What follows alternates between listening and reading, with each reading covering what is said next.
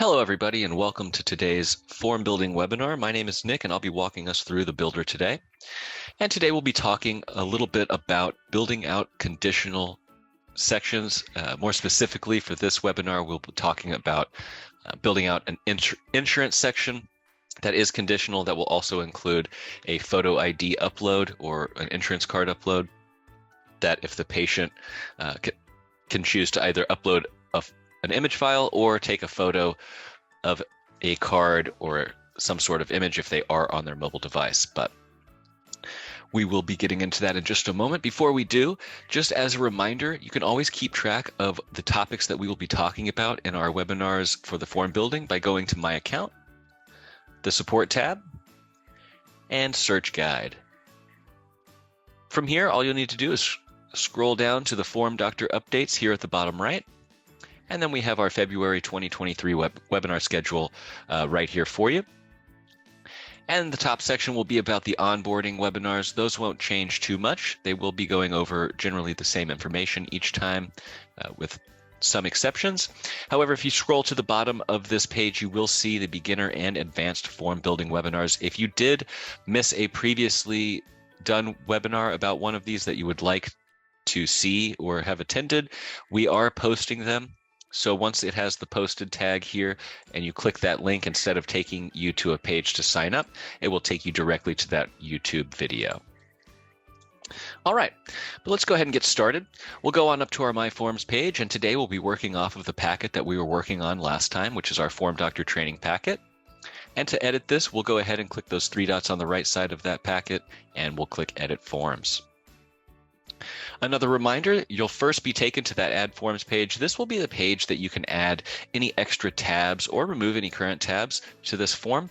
We'll go ahead and add a scratch tab just so we can use this for this demonstration as well.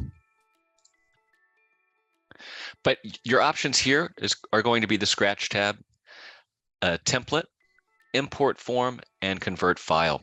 The scratch tab is going to be just a blank area for you to build out a custom form. It will come with a patient name widget by default. That's simply because the patient name widget will be required at least once in each packet, as the name entered into that widget is going to be the name of the person that submission is logged under for you. So it's very important to only use that patient name widget with the patient or the person whose information you're intending to collect. And all other names should simply be taken with a general text field. Your second option will be our template, one of our pre-made templates. If you click that button, you'll be taken to our template library. You can click on you can search through here, but you can click on a form image if you would like to see a live preview of that form. If there are any required fields as indicated by that red asterisk, if we click past those, we will be notified with that required tag. And similarly, if we have any conditional information hidden behind a specific answer selection, we can also see how that's going to work for the patient as well. So this will be a live preview. You can kind of get a feel for how the patient will be interacting with that form. And if you find one that works for your practice or asks a lot of the same questions, you can always feel free to use one of those templates and then just edit it to your liking. The one that I have open here is a template packet. So if we chose to use this, we would receive all four of those tabs. You'll first have an opportunity to update the tab titles themselves. However, if they are all good, you can just go ahead and save names. And then if you need to delete any of these out, you can just click those three dots on the right side of the tab, delete and confirm. We won't need any of these template forms today, so we'll go ahead and just delete them all. But I just wanted to give you a short demonstration. And then, of course, the import form option is going to give you an opportunity to import an existing form into any other packets. So if you have a consent form or an intake form or something like that, you can always just build that out or create that one time, and then you can import that out into each subsequent packet. So say this consent form, for instance, we can just import that over. It does not pull that form out of the other packet. It simply makes a duplicate copy into this one. That being said, all packets do exist separately. So if you do make edits to one of those forms in one packet, those changes will not be reflected in the others. So you will need to go in and update them individually. However, if you have made extensive updates, I often recommend to just import that updated form into the packet and deleting out the old one. And finally, your convert file option will be available for all pro and higher plan accounts, but it will give you an opportunity to upload a document to be built by our team. Once they have completed that and published it, you will receive a notification in your email if you do have the form builder alerts toggled on in the My Accounts section. Otherwise, you can just keep track of the status of that on the My Forms page. But all right, let's go ahead and jump into the builder. We're going to go ahead and click that Next to Build button down at the bottom right. And that's going to take us into step 2, which is the builder, and this is going to be our opportunity to update the form itself. And so we can quickly take a look at that Scratch tab. Again, this is just going to be a blank area for you to build that out, a custom form. It does come with this patient name widget, which we do have on the demographics page as well. However, if we have multiple of them, they will act as one, as they will autofill by default. All right, so we'll scroll down a bit and we can see what we worked on last time. We went over general formatting, how to use columns, and built out a short patient information section, little patient demographics form. But we're going to add to this form today, and we're going to enter a insurance section. So we're going to go ahead and add a new title. And again, you can either click that widget and it will add it to the bottom of the page, or you can click and drag that widget to whatever position you prefer. We will be adding this to the bottom of this page. Oop, scroll wheel's going a little wild today. All right, and we'll go ahead and first update this title widget to say insurance. And then once we're done here, we can either click that icon to close it up or that done button. Either one will work just fine. And then we're going to place a single select option question. This is going to be your general yes or no question. It will allow the patient to only make a single selection, but we will change this to ask, do you have insurance?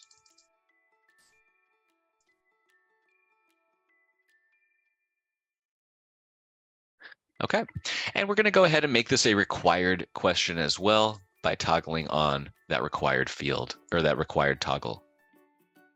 And then from here, we can scroll down to the answer area, and we see these open areas here. This is going to be the spot for you to enter any conditional information that you want to be presented once the patient has selected that answer selection. So first, we're going to go ahead and place a text field. We'll place a second text field and a third. Actually, let's go ahead and we'll make this a little bit simpler. We're going to do a drop down for this one instead. But just to show you that this is also like a blank area of the form. So there are no formatting capabilities without using them. So if we wanted to format these answer selections, we would need to add a column widget in here as well.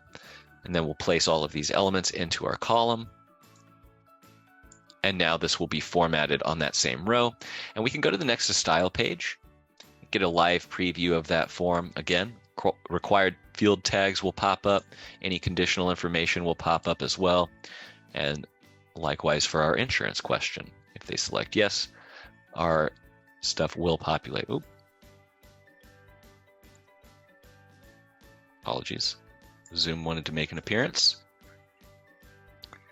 Okay, so let's go back to the builder. And we'll open up that insurance question again. And now we won't have that open area with those elements. We will now have a link that says show conditional fields. This is simply just to save you some space in terms of when you go in to update these conditional questions, in case you had a very long consent form or a very large section in here. It will just hide it for you by default so that you aren't sifting through tons of information. However, if there is no conditional information in that answer selection, it will continue to just say drag and drop form elements here. So if we wanted to update these elements, we'll just need to click that show conditional fields, and that will open that up for us. We can then go in and update these questions to ask whatever we need. So maybe this is going to be insurance carrier, and we'll update that placeholder information as well.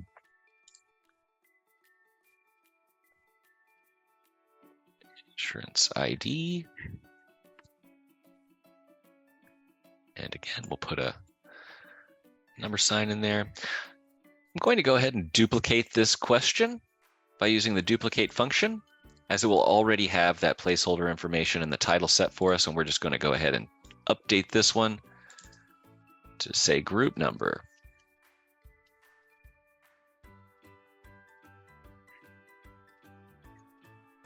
Okay.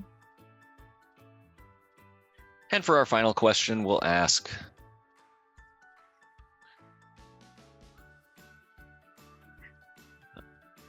insurance.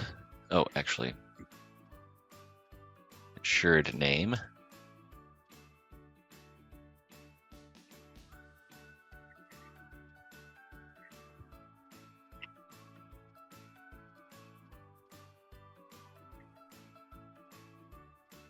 All right, and we'll use this drop down just to give us a few extra questions.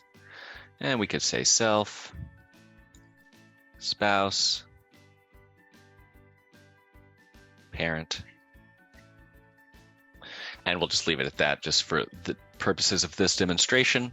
However, we will add a couple of conditional elements to these questions as well, just so we can collect the name or information from either the spouse or the parent. We'll just leave it at name, just in the interest of saving a little bit of time. Sure, name. And again, another shortcut.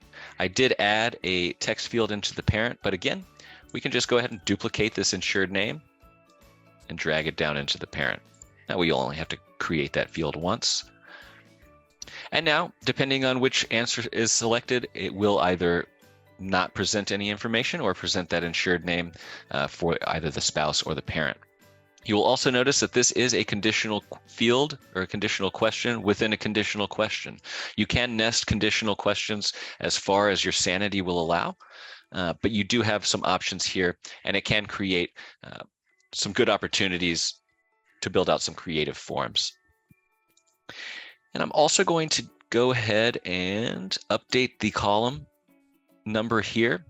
So I have hovered over this section here, but we're going to click that orange pencil icon for the column itself to update that to be 2 across instead of the default 3.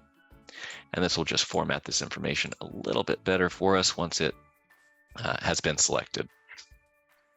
This is just a visual situation. Whenever I open up Zoom, it doesn't want to show the formatting. However, if we did go to the next to style page, we could then see all of that information formatted exactly how we want. So we have it set to 2 across, and we have all 4 of our questions right here.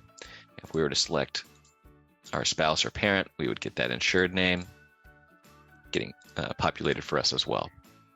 All right, we'll go back to the builder, and we're going to add an element to allow the patient to upload an image or take a photo with their mobile device if they are filling out the form on that instead. And to do that, we're going to go to our images and upload section. We're going to use the card photo upload widget. This is going to be compatible with image files only. This will allow the patient to also take a photo, as mentioned earlier. If you are collecting a text-based document, say a PDF or a Word document that has multiple pages within it, that's when you're going to want to use the upload file widget instead, as this will collect that information for you to allow you to download that and store that separately. So if you are collecting, medication records or something like that, something that might be pretty long, I would then recommend using that upload file widget instead. However, if you are collecting an image, whether that be a photo ID or an insurance card or something like that, then you'll want to use the card photo upload widget. And we'll change this to insurance ID card, and let the patient know what to do. Upload insurance ID card. And then from here, you'll have an opportunity to either select this widget to only present one image, or you can leave it at the 2. Oftentimes you will need information from the front and the back of that card. We'll also, you can toggle on that required field if you like. And from here, we have a conditional section. So we can go to that next to style page, and again, select yes. We'll be presented with our extra information, parent, even more information, and then we can upload an image file of some sort. Oh, here we go. We'll just upload some FormDr logos here in lieu of a card. All right. But that will allow you to upload or take that image. It won't upload in the style page. We will need to do that on a live form, but I just wanted to show you the process there. And then from there, or from this point, excuse me, once this submission comes back to you, you will also be able to go in and view the information that has been uploaded on the card photo upload widget. There will be a small link that appears at the bottom that says view image, and you can click on that. It will open up the image that's been uploaded. You can then either download that if you need to store it separately, or you can clear it out if you need to upload something different, or you can just leave it as is. All right. And then from here, we're going to also want to ask if the patient has secondary insurance. To do this, all I'm going to do is use that duplicate function again, just so we don't have to build this section out a second time. So if we use duplicate, we can then go down, open this second one up, and we'll just need to specify this information that it is secondary. So we'll just add secondary in here, and then we'll open up that conditional information as well. And it might behoove you to go ahead and update this these titles as well, just so the patient is sure of what they are entering. And if you do have any required fields in here, you might want to uncheck them if they are out and presented. If they're behind a conditional question, you won't really need to worry about that, because if the answer is not selected, even if these fields are required and we selected no, then this will not prevent us from submitting this form. So we could have all of these items required as well. However, if the patient selects no, even though those questions are required behind the yes selections, if they select no, that's not going to prevent them from moving on.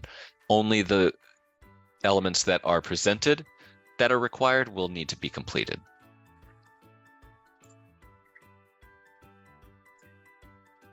All right. And I do know we are running a little bit short on time, getting close to the end here. So I'm going to go ahead and open up that chat in case anybody does have any questions. I'm happy to get to those, or if I need to go back over any of this information, I'm happy to do that as well. In the meantime, I'm going to show you another situation you can use the conditional formatting for, which is why we added the Scratch tab at the beginning. If you do have a form that has either information for minors or adults, or different information depending on the answer given to a question about the patient's sex or something like that, you can always we can add a single select option up top, and maybe this is an adult or minor. So we can change this to, is the patient a minor? And then from here, we could have any type of information that we want. So maybe we have the exact same form in both areas. And I'll just, again, in the interest of saving time, just kind of do a blank demonstration here. All right, and then we'll go ahead and duplicate that column. And then we're going to drag that second one down into the other answer selection. So if the patient is a minor, then what we're going to need to do is add parental consent.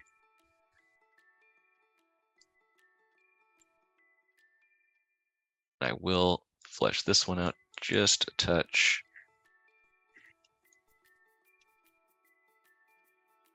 And then test.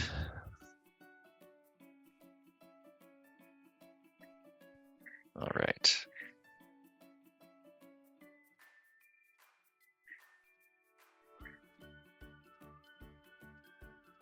All right, a little simulation of a parental consent form here.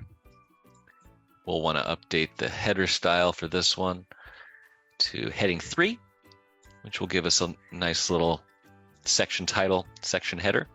And then we'll go ahead and add our signature field for this one. And maybe we want to collect that patient or that parent name as well. So we'll go ahead and add a column to this section. We'll place our signature in there, and then we're going to go on up and add a text field here. We can then add parent guardian name. Save that.